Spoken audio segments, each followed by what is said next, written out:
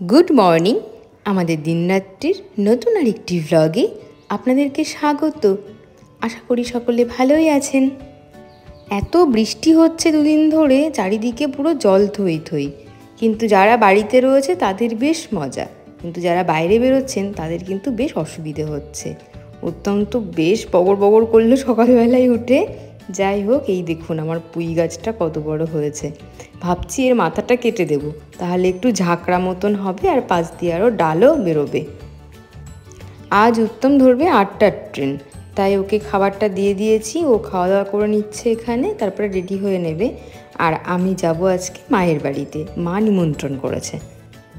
যাই হোক, দরজাটা দিয়ে দিই, চলুন ওপরে যাই আর আপনাদেরকে কয়েকটা জিনিস দেখাই। তার আগে আমি আমার বিটরুটের জুসটা খেয়ে নেব। আজ আরিয়ান যেহেতু বাড়িতে আসছে, ওর সাথে দেখা হবে, তো ওর মুখ থেকে নিট এবং এই মেডিকেল পড়া নিয়ে বা এমবিবিএস নিয়ে কয়েকটা কথা শুনে নেব আর আপনাদের সাথেও শেয়ার করব। আমাকে অনেকেই জিজ্ঞাসা করেছিলেন যে দিদি, বিটরুটের জুসটা কি প্রত্যেক দিন খাওয়া ভালো? এবার দেখুন, আমি একটি কথা বলি, সেটা হলো যদি কিডনির কোনো সমস্যা থেকে থাকে তাহলে কিন্তু না খাওয়াই ভালো। সেক্ষেত্রে ডক্টর কনসাল্ট করে নেওয়া প্রয়োজন। আমার যেহেতু এরকম কোনো সমস্যা নেই, সেই জন্য আমি একদিন বাদে একদিন বা প্রায় প্রত্যেক দিনই খাই। আর এই যে সেই কজিকুটি থেকে আনা গাছটাকে রেখে দিলাম এই প্ল্যান্টারের ভেতরে। এই প্ল্যান্টারটা বেশ কিছুদিন আগে কিনেছিলাম, কিন্তু ব্যবহারই করা হচ্ছিল না। কী গাছ রাখবো বুঝতে পারছিলাম না, তো বেশ মানিয়েছে কিন্তু, তাই না?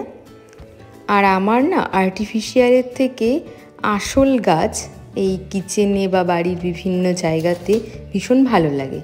আর আজকে আপনাদেরকে মায়ের শাড়িটাও দেখাবো, চলুন দেখে নিই।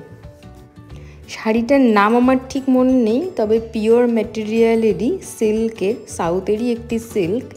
এর দাম নিয়েছে 3690 টাকা। তো এত পছন্দ হয়েছিল রঙটা।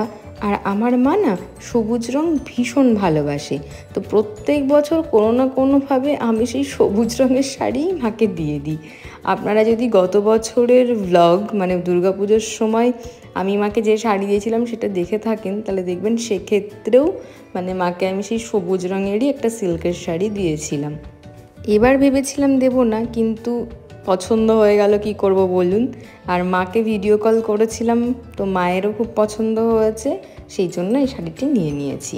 তো মা বললো এখন এ বাড়িতে আমি রাখতে পারছি না, নিজের কাছেই রেখে দাও, দুর্গাপুজোর সময়ই আমাকে দিও। দুর্গাপুজোর কেনাকাটা একটু একটু করে রাখছি, তার কারণ ওই সময় এতজনকে দেওয়ার থাকে আর এত চাপও পড়ে যায়, একটু একটু আগে থেকে করে রাখলে না একটু সুবিধা হয়। যাই হোক, শাড়িটা কেমন লাগলো আপনারা অবশ্যই জানাবেন। রঙটা ভীষণ সুন্দর, একেবারেই ডিপ যে গ্রিন রঙটা সেটা নয়, কিন্তু বাটল গ্রিনই আর কি, খুব সুন্দর রঙ। আমি স্নান করে রেডি হয়ে নিয়েছি, তো আমার টুকিটাকি যা জিনিসপত্র নেওয়ার ছিল সেগুলোও নিয়ে নিয়েছি। এখন যাচ্ছি মায়ের বাড়ি। দুপুরে খেয়েও নিয়েছি, মায়ের ওখানে গিয়ে খাবো না, মা দুপুরবেলাতেও বলেছিল খাওয়ার জন্যে, কিন্তু আমার খাবার দাবার যেহেতু রয়েছে সেগুলো নষ্ট হবে, সেই জন্য আমি বাড়িতেই খেয়ে নিয়েছি। চলুন মায়ের বাড়ি যাই। আজকে আবার রাত্রেবেলা খাওয়া দাওয়ার নিমন্ত্রণ, আরিয়ান আসছে, ভুড়িভোজ। দুদিন বৃষ্টির পরে আজকে আকাশটা একটু পরিষ্কার। উত্তমকে ফোন করে বলে দিয়েছি ও ফেরার পথে আমাকে ও বাড়ি থেকে নিয়ে নেবে, মানে আমার আজকে বাড়ি ফিরতে বেশ দেরিই হবে। তো উত্তম বললো ও একটু তাড়াতাড়ি আজকে ফিরে আসবে, 8টার মধ্যে ও ঢুকে যাবে। দিদিকে ফোন করেছিলাম, ও আমাকে জানালো যে কারেন্ট নেই ওদের বাড়িতে, বেশ সমস্যায় রয়েছে ওরা। যে ট্রান্সমিটার নিয়ে এত সমস্যা হচ্ছে সেই ট্রান্সমিটারটা যাওয়ার পথেই পড়বে, আপনাদেরকে দেখাবো। কেন দেখাবো তার কারণও বলি, যেই ট্রান্সমিটার নিয়ে এত সমস্যা হয়েছে যে দু পাড়ার মধ্যে প্রায় মারামারি হওয়ার উপক্রম হয়েছিল, পুলিশও এসেছিলেন। তো এই হলো সেই অভিশপ্ত ট্রান্সমিটার যাকে বলা যেতে পারে। যাই হোক, আর খুব বেশি দূরে নয়, চলেই এসেছি। আজকে রাতে খাওয়ার জন্য যা আয়োজন করা হয়েছে সেগুলো আমি খুব ভালোবাসলেও এখন খাচ্ছি না, ভীষণ পরিমাণে কন্ট্রোল করছি। আসলে আমি ইন্টারমিটেন্ট ফাস্টিং করছি, সে বিষয়ে আপনাদেরকে পরে আর একটা ব্লগে বিস্তারিত বলবো। হ্যালো, ওরে বাবালি, ওরে বাবালি, তুই সকালেও ঘুমাস, দুপুরেও ঘুমাস, সারাদিন ঘুমাস? আমসত্ত্ব নিয়ে কি যুদ্ধ হচ্ছে? দেখি তোমার আমসত্ত্ব উঠছে না, উঠেছে? ওই ঘাটে প্রথম ঘাটে গেলে কতদিন বয়স ওটার? এই 5-6 দিন। 5-6 দিন। আরিয়ান এসে গেছে, দিদি আর আরিয়ান এই ঘরের মধ্যে ঘুমোচ্ছে। ওদেরকে এখন আর ডিস্টার্ব করবো না, একটু আমি বসে আমার কাজ করে নিই। আমার কিছু এডিটিংয়ের কাজ ছিল, সেগুলো করে নিয়েছি বাইরে সোফাতে বসে। আর সৌরভ ভাই এসেছে, এখন বসেছে চায়ের আসর। আর এখানে একটা বিষয় নিয়ে আলোচনা হচ্ছে। দিদি ভীষণ সিরিয়াস। আপনাদেরকে বলেছিলাম বেশ কিছুদিন আগে যে উত্তম একটা প্ল্যানিং করছে আমার মন ভালো রাখার জন্যে, যে আমরা কোথাও একটা বেড়াতে যাব। তো সেই বেড়াতে যাওয়ার প্ল্যানিংই হচ্ছে। তবে উত্তমের অফিসে এখন এত চাপ, ও মনে হয় যেতে পারবে না। আমরা হয়তো ভাই বোনেরা মিলেই যাব। তো কোথায় যাব না যাব সেগুলো আপনাদেরকে অন্য আর একটা ভিডিওতে আমি বলবো। শুধু এতটুকু বলে রাখি যে আমাদের কিন্তু ট্রেনের টিকিট কাটা হয়ে গেছে, হোটেল বুকও হয়ে গেছে। আর বাকিটা সাসপেন্স থাক, যেদিন যাব তার আগের দিন ডিসক্লোজ করব আমি। আরিয়ান ফোন করে মাকে জানিয়েছিল তার লুচি, চানা মশলা আর পায়েস খেতে ভীষণ ইচ্ছে হয়েছে, তাই মা আজকে সেগুলোই বানাচ্ছে। আর মায়ের হাতে যেহেতু ওই সবজি কেটে এবং ফুলের মালা গেঁথে একটু সমস্যা হয়েছিল স্কিনের, আপনাদেরকে আমি বলেছিলাম সে কথা এর আগে।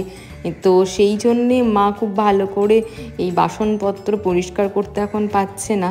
তো বাড়িতে বাকিরা হেল্প করে। তো মা ছোলা রান্না করার পরে সেটাকে জাস্ট ধুয়ে নিয়ে তার মধ্যেই লুচি বানাচ্ছে। জন্য কড়াইয়ের অবস্থাটা বেশ কাহিল। আপনারা এই নিয়ে আমাকে যদি কিছু বলেন তাই আমি আগে থেকেই ক্লিয়ার করে দিলাম বিষয়টি। আর এই অ্যালুমিনিয়ামের বাসন নিয়ে আজকে আমি মাকে নিষেধ করলাম যে এর মধ্যে আর এরকম খাবার দাবার বানিও না। তো মা বলল ঠিক আছে। এখন বাজে ঘড়িতে 7টা আর আমি আমার রাতের খাবার খেয়ে নিচ্ছি। একটা লুচি নিয়েছি আর একটু ছোলার তরকারি, আর কোনো মিষ্টি আমি খাচ্ছি না আপাতত। তো সৌরভ ভাই আমাকে বলছে একটা মাত্র লুচি রাতে খাওয়ার। আমি বললাম হ্যাঁ দেখ, আমি এখন একটু কন্ট্রোল করছি, সেই জন্যেই একটাই লুচি আমি খাবো। কিন্তু দুর্দান্ত হয়েছে। আমার মা ভীষণ ভালো রান্না করে, এর আগেও আপনাদেরকে বলেছি, আজকেও বলছি, অপূর্ব। আর এই হলো ভগবানের ভোগের থালা। মা এখন এগুলো রেডি করে ভগবানের ঘরে রেখে দেবে, বাবা ভগবানকে নিবেদন করবেন, মানে রাতের পুজোটা বাবাই দেয় আর কি। বাইরে আমার এক অতিথি অপেক্ষা করছে, তাকে একটুখানি শেয়ার করতে হবে লুচি। চলুন ওকে একটুখানি দিই, আর তারপরে আরিয়ানের মুখ থেকে শুনে নেব নিট সংক্রান্ত বেশ কিছু কথা। কেমন চলছে? চলছে ভালোই, খুব একটু জোরে বলো। Tight schedule? Tight schedule. আচ্ছা, তোমার কাছে আমি একটা কোয়েশ্চেন করতে চাই। যারা ধরো ভাবছে হায়ার সেকেন্ডারি দিয়ে এমবিবিএস এর দিকে যাবে বা নিট দেবে, তাদের জন্য তুমি কি বলতে চাও? যে নিটটা যতটা টাফ মনে করে সকলে, যে নিটে চান্স পাওয়াটা ভীষণ টাফ, কিন্তু তারপরে তো একটা লম্বা রাস্তা তাকে আবার পার করতে হয়, এমবিবিএস, তারপরে এমডি বা এমএস। সেই জায়গাগুলো তো তুমি এখন ঢুকে এই 1-1.5 বছরে কি ফিল করলে? Tough, MBBS far tough than NEET UG. আচ্ছা, নিটের থেকে, নিট ক্র্যাক করার থেকেও এমবিবিএস পড়াটা অনেক বেশি টাফ, অনেক হেক্টিক, অনেক লং, অনেক পেশেন্স লাগে, অনেক কিছু। আর পড়াশোনা is very long and very fast. খুব ফাস্ট না? স্যাররা ভীষণ fast, fast and fast both. স্যাররা তো ভীষণ ফাস্ট একদম। তার মানে তুমি শুধু এটুকুই তাহলে বলতে চাও কি, নিউ যারা আর কি ভাবছে তাদের জন্য তোমার কি বক্তব্য, তোমার মেসেজ কি? বড় মন নিয়ে আসতে হবে একটু, মানে একদিনে কিছু হবে না, 1 বছরে কিছু হবে না, এখানে 10 বছর খাটনি করতে হবে তবে কি কিছু হবে। মানে লং টার্ম একটা, লং টার্ম প্ল্যানিং নিয়ে আসতে হবে। হ্যাঁ, শর্ট টার্মে হবে না কিছু। আর নিট ক্র্যাক করার থেকেও এমবিবিএস অনেক বেশি টাফ, অনেক বেশি টেস্ট করে একটা স্টুডেন্টকে। নিট ক্র্যাক করাটা অনেক ইজি এর তুলনায়, তাই না? এমবিবিএস অনেক কিছু টেস্ট করে, নিট ওরা টেস্ট করে না। আচ্ছা আচ্ছা, থ্যাংক ইউ, বেস্ট উইশেস। তুমি অনেক ভালো করে পড়ো, খুব তাড়াতাড়ি আমাদের মনের ইচ্ছা পূরণ করো, আর ভগবানের আশীর্বাদ তো আছেই। ঠিক আছে? আর কদিনের ছুটি বাবা? একদিন।